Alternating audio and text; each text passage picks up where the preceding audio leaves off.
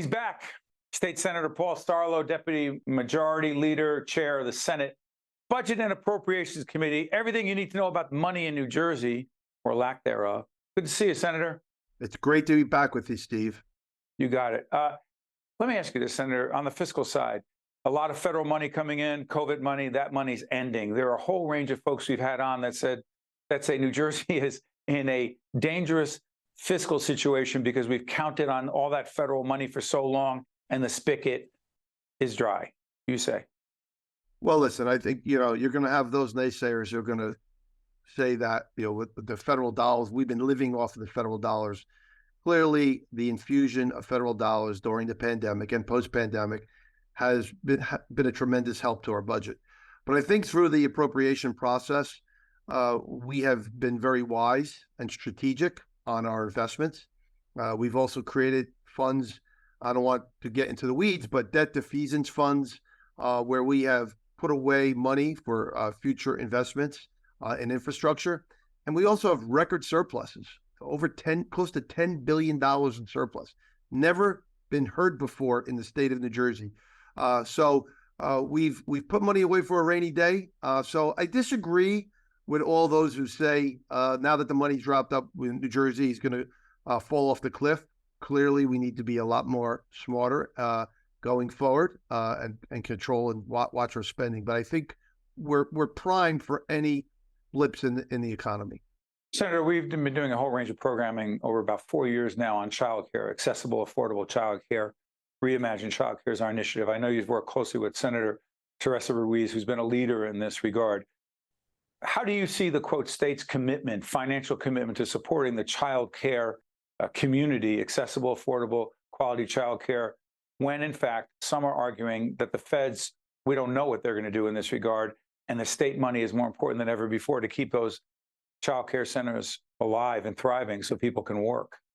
Well, first of all, my colleague and my good friend, Senator Ruiz, has been a champion on this front. And as somebody who sits with her as part of the leadership team, she reminds us every day about the importance of this issue.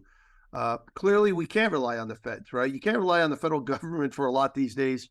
So we need to ensure that we're constantly finding ways to get creative, to provide child tax credits, to ensure folks are comfortable with the child care that their sons and daughters are going to be receiving, and allow them to go out and get a good day's work and get a good paying job. So New Jersey, I believe, is on the forefront across the country when it comes to this area. I mean, going all the way on the other end of the spectrum. You have spoken out and acted on end-of-life care issues. Talk about your commitment to end-of-life issues and the dollars that you've that you and your colleagues have put behind it, but largely because of your efforts, please. Well, yeah, we've come full circle, right, from childcare to this. I will tell you this, Steve. The Villa Marie Clara Hospice Center at Holy Name Hospital is something that I think everybody in the legislature should take a trip up there to see, because when you see what's going on there and the care that they're providing people at end of life, it's just amazing. They're compassionate to not just to the patients, but to the families themselves. And it is a much simpler and more compassionate way for families to be with each other. Instead of being in that hospital setting or being in that stressful nursing home setting. And we know all the issues that are happening with our nursing homes. So I've been a champion. I've been a champion for hospice, but I've been a champion for Villa Marie. They do it right. And we've been supporting them through the state budget. I want to thank my colleagues. And I want to thank Speaker Coughlin and Senate President Scutari this year for supporting me on a $4 million grant that went to Villa Marie this year. Let me also disclose that Holy Name is an underwriter of our public health programming. Senator, let me try this. Parental rights, parental notification, the fight going on, the debate going on. What should parents, in your view, Senator, what should parents know and when should they know it as it relates to their children in our public schools and at what age? If that child is talking about a gender issue, a gender identification issue, a sexual orientation issue, what are the rights of parents and what should be the rights of those children to be protected? So I'm a dad, right? My two boys have graduated from public schools and moved on. My younger boy now is in the United States Naval Academy. He's a midshipman, and very proud of him. And my other son is working in the engineering field. But I will tell you this, as a parent, as a coach, for many years, and I've coached against you on the ball field. Yes. I remember those days. Senator Sarlo is noted for his work in the Senate, but even more so as a baseball coach, developing a lot of young men and women. Keep going, Paul. But I will tell you this: I believe in parental rights. I want parents to know what's happening with their child. I feel strongly about it. There's a lot of conspiracy theorists out there. Those who are those who are behind this. I think a lot of it is a lot of made up conspiracy theories. But I will tell you this: I will always side on parents knowing what's going on in the schools and what their children are learning. I believe parents have that right, and I will always side on that side. I side with the parents. I think our education department should focus more on the STEM, our classes, our math, our sciences, our Englishes, our foreign languages. Focus on that. Allow some of the local school board districts the ability to have a say on what those children are learning. So big believer, big supporter of making sure parents have the rights to know what their children are up to. And know that our programming will have a whole range of people with different points of view on this issue. That's what our role is. Senator, talk about this. This happens to be the Star Ledger. It's online. It's in the Record, the newspaper based in Bergen County as well, where you are.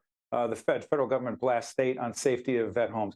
The federal government, the Department of Justice, came in and did a scathing report about the veterans' homes and how New Jersey did not take care of our veterans, particularly during COVID. They died. Many died. Many died needlessly, according to the federal government. A, how credible is that criticism in that report? And B, who's responsible?